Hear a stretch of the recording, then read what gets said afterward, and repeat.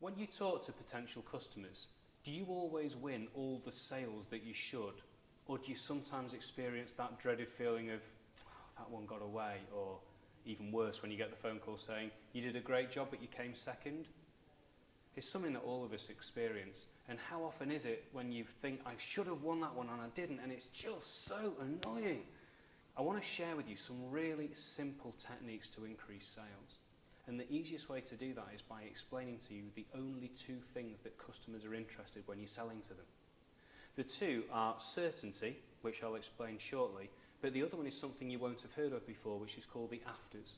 The afters are the secret to success with selling, and it's something that nobody knows about.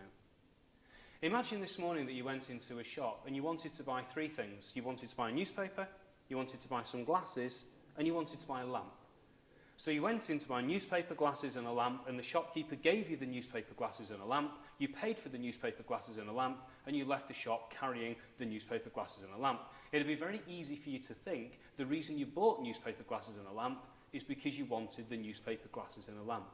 But you didn't. When you think about it, why do you buy a newspaper? Is it because you want to own a newspaper? No, it's because you want the news. Why do you buy glasses? It's so you can see better. Why do you buy a lamp? So there's more light. So you went into a shop to buy newspaper, glasses and a lamp, but what you actually wanted was news, was vision, and was light. And this is what I mean by afters. After buying the newspaper, you've got the news. After buying the glasses, you've got the vision. After buying the lamp, you've got the light.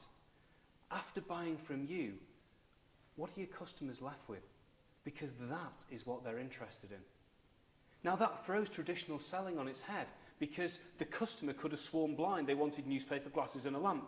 You're experts at selling newspaper, glasses and a lamp, so the conversation will all be about newspaper, glasses and a lamp. But if you think about it, if one of your competitors was to say, look, we can give you the news, we can give you the vision to see it and also light to read it, they're more likely to buy from them because it looks like they're helping them achieve their objectives. And it works with anything. Imagine a website company. Let's say you're talking to two different website companies. You're thinking what website you're going to have. One of the website companies says, we can do a great website for you. The other one says, after installing our website, you'll make more sales than ever before. We'll increase your market share to new levels. Who would you buy from? The website expert or the guys who would increase your market share? If you were going to talk to two different law companies and one law firm was talking about how they could do great legal service and the company was this large and it was founded in the year 1812 and so on, and the other legal service said, we can minimise your legal fees and get you out of court, who would you go with? You'd go with the ones who could provide the afters. A very powerful thing for you to do as a business is to write down two-column table. On the left-hand side, write stuff we do. And on the right-hand side, write afters it leaves customers with. It's so strange this, that customers do not care what you do. They ultimately care what they're left with after you've done it. So important, let's say it again. Customers do not care what you do, they only care what they're left with after you've done it. You know this yourself when you're a customer. You thought you wanted the 1/4-inch drill, you didn't, you wanted 1/4-inch holes. You thought you wanted toothpaste, you didn't, you wanted clean teeth. You thought you wanted water, you didn't, you wanted your thirst quenched. People always buy because of the afters. So you need to know exactly what afters your potential customers want, or you run the risk of them not buying from you. Now, I said there are two things customers want. One of them is the afters. The other one is the word certainty, which I said before. Let me explain what I mean by that. Certainty is 100% crystal clear clarity that I know you will help me get my afters. So let's say you're the website company I mentioned before who said that you could increase my market share. I'm going to want certainty of that. I'm going to want proof of that. So how would you prove that? You might put some client testimonials. You might do an example of some work and show how the effect it had on another client.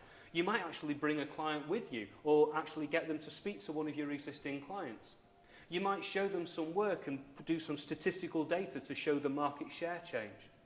So your way of selling will be completely different. You would say, look, we can increase your market share here, and then you would start putting all the proofs in so they had certainty you could do it. George Bernard Shaw, the Irish author, said this great sentence once. He said, what men seek is not knowledge but certainty. What men seek is not knowledge but certainty. I would suggest to you the sentence you should remember is what your potential customers seek is not knowledge about your business or your products or you, but it is certainty they'll get their afters. So all you need to do to sell more is find the afters they want and then prove that you can deliver them. Now, I've got a book called The Jelly Effect, which shows you a simple technique I've launched to actually find people's afters and prove with certainty that you can deliver them. It's called the ABC method, and it's worked with some of the largest organisations in the world. One bank used the ABC technique, won 18 sales pitches out of 18. Another organisation, their delegates had increased sales between 47 and 120% a year after I trained them, always using the ABC technique. It starts off, the A stands for afters, where you find what the afters are. I show you all the questions to ask to draw out exactly what it is customers want to be left with after you've finished.